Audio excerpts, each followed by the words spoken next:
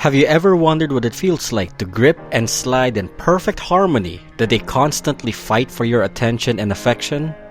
Have you ever wanted to drive a car so balanced it makes both drifters and grip runners raise an eyebrow? Have you ever spent $11.99 for a virtual car and ask yourself, was that a good life choice? Then let me tell you why you should, or should have pulled your money out for the 2011 BMW 3 Series M3 E92.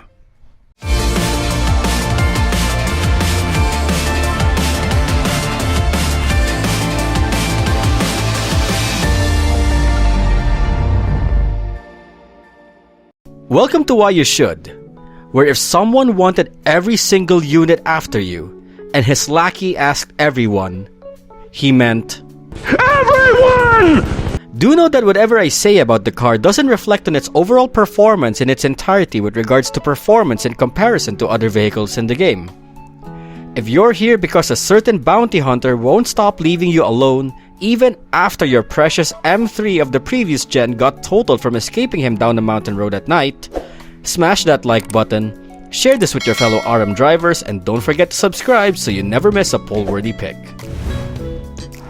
The BMW M3 E92 is the final M3 to carry a naturally aspirated V8, and many purists still regard it as the last true M3 before the twin-turbo era.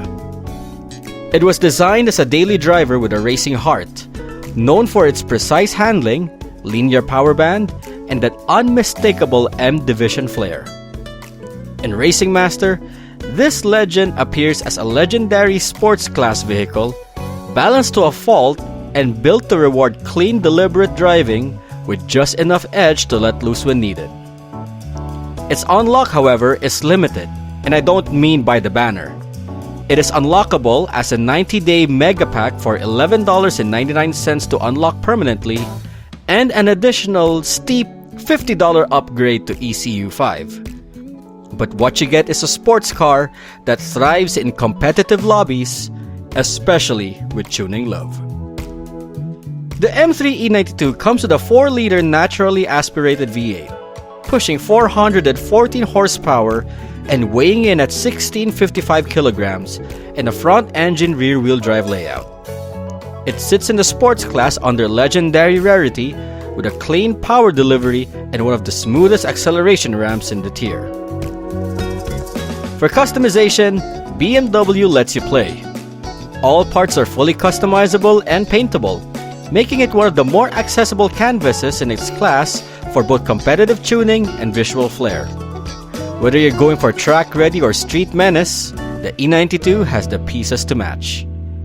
And if you even want to put it a step further, wait for the announcement of the Pandem body kit.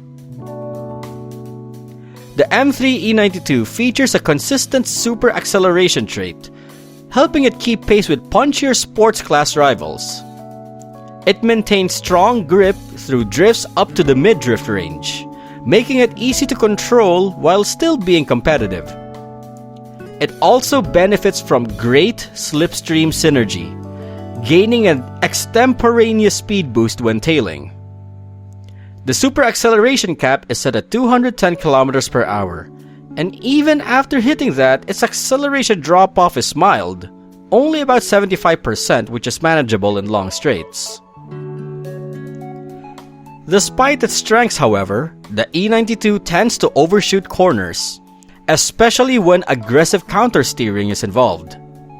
Stability issues appear when letting off the throttle mid-corner, making it risky to lift without planning. Its brake response is soft, favoring early and long brake setups. There's also a quirky self-correcting behavior.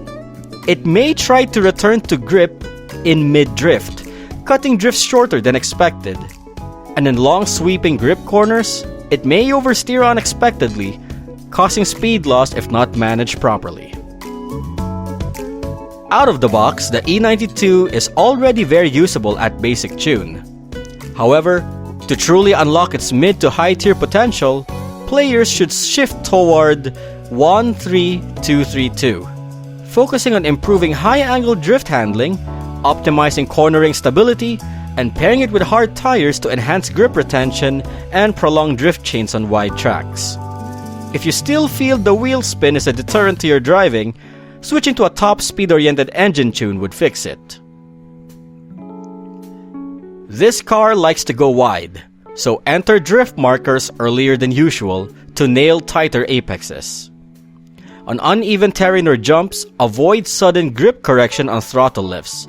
Instead, initiate a low-angle drift and let the car carry its inertia smoothly. If you feel it trying to return to grip mid-drift, don't panic. Extend your drift duration intentionally to maintain exit control. Above all, never fight the car's grippy self-correction. Learn to ride it by initiating a drift, and you'll keep your speed intact lap after lap.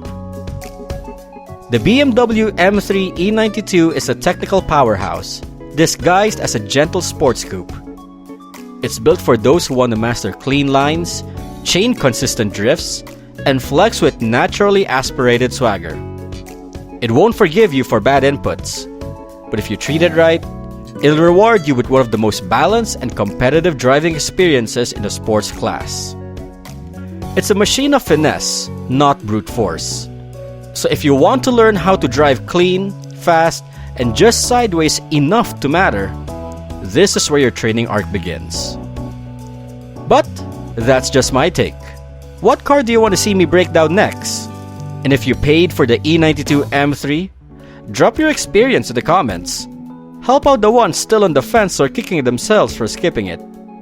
While you're here, hit like if this helped, share it with your crew, and subscribe so you don't miss the next one. This is Miyoki saying see you guys on the next roll.